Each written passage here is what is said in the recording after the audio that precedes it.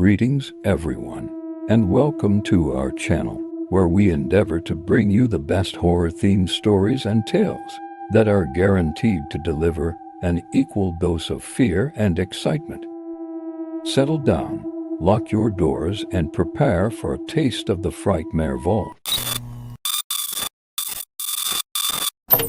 Part 2. The Shadow Beneath the Surface.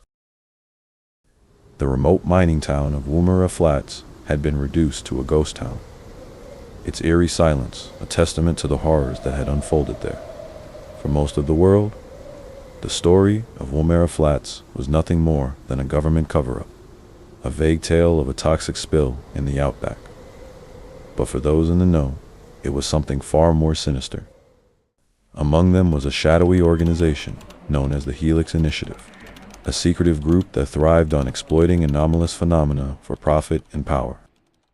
Weeks after the incident, a Helix reconnaissance drone swept over the crater under the cover of night.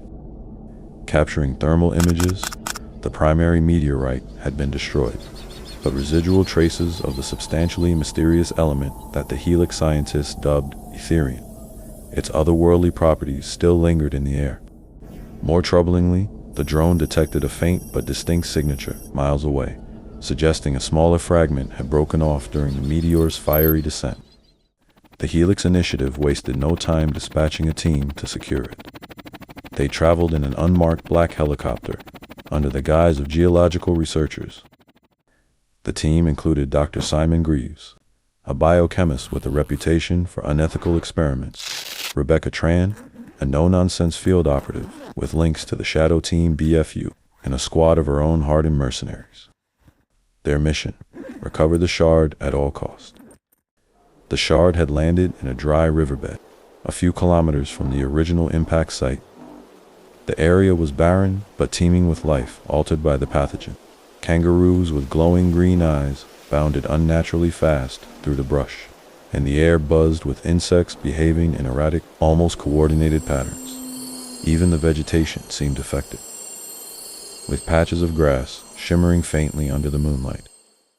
The Yarra brothers, who had survived the initial outbreak in Woomera Flats, had stayed in the region, hoping to warn away anyone foolish enough to approach.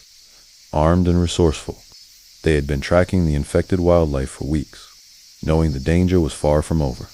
The brothers were the first to spot the Helix team's helicopter descending into the outback.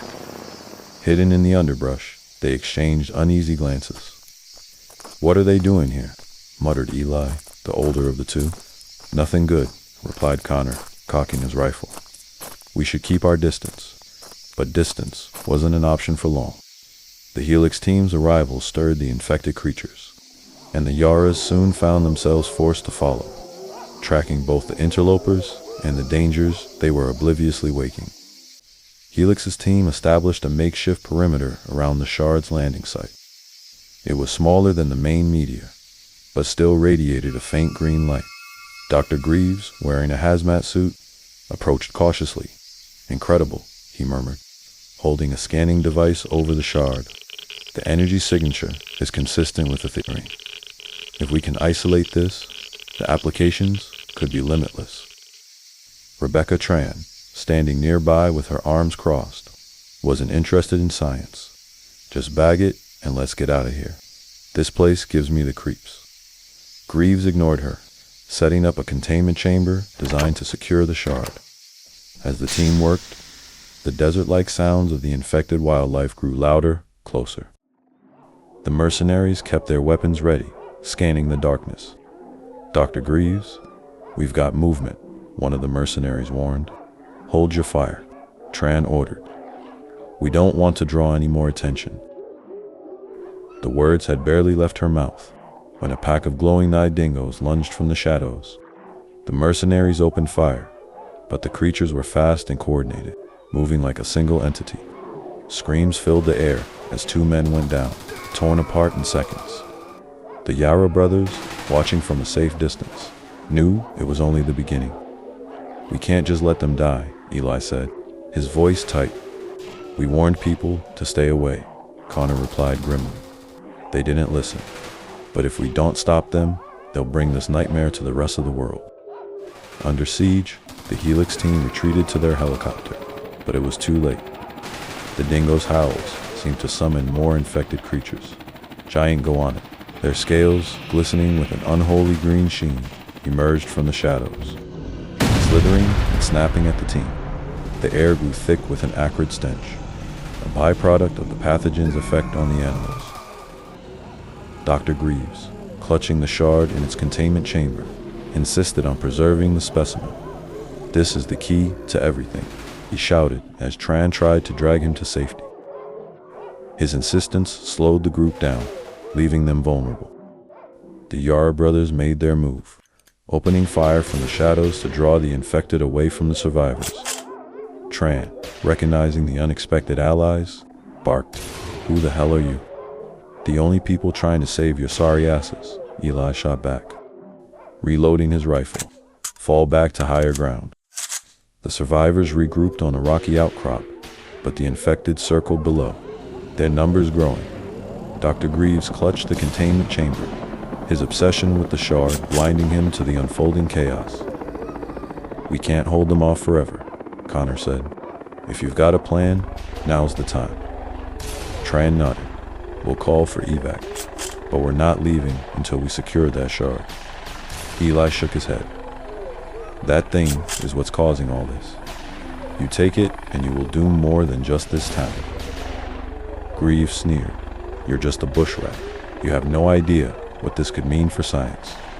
And you have no idea what it'll cost," Eli snapped. Before more could be said, the infected launched a new assault, scaling the rocks with terrifying speed. The Yarra brothers fought valiantly, their local knowledge and sharpshooting buying precious time, but it wasn't enough. Connor went down first, dragged into the swarm despite Eli's desperate attempts to save him. Eli's scream of grief turned to rage as he fought on, but the creatures overwhelmed him moments later.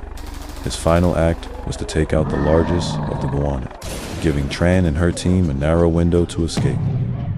Tran and Greaves, along with the few remaining mercenaries, managed to reach the helicopter. As they lifted off, the infected swarmed the landing site, their glowing eyes staring up at the departing team. Greaves, still clutching the shard, wore a triumphant smile. "We did it," he said. "This will change everything." Tran didn't respond. Her gaze lingered on the chaos below, where the bodies of the Yarra brothers were barely discernible amidst the writhing mass. A bitter thought crept into her mind. This would have been a perfect mission for the BFU, the elite team she once worked alongside. The helicopter flew north, bound for a secret Helix facility on a shale island, a remote and heavily forested location in Arnhem Land. The shard was secured in a reinforced container, its faint green glow pulsating ominously. As the helicopter disappeared into the horizon, the infected animals below grew eerily still, their glowing eyes dimming. But the danger was far from over. In the cargo hold, unnoticed by the crew, faint tendrils of green mist seeped through microscopic cracks in the containment chamber, curling into the air like a living thing, searching for its next host. A shale island, with its dense tropical jungle and isolation from the mainland, seemed like the perfect place to study the shard in secrecy. But as the Helix team prepared to unlock its secrets, they failed to notice the subtle changes in the local wildlife. Birds chirped in strange, discordant patterns, and the jungle floor rustled with unseen movement. The pathogen was adapting once again, preparing to unleash a new nightmare. The Helix Initiative's gamble to control the uncontrollable had only just begun, and humanity's survival hung by a thread. Thank you for watching. We hope you enjoyed this video. Don't forget to like and subscribe, so we can bring you the latest updates and videos from our channel. And please be sure to comment and let us know what kind of stories you wish to see in the future. Stay haunted.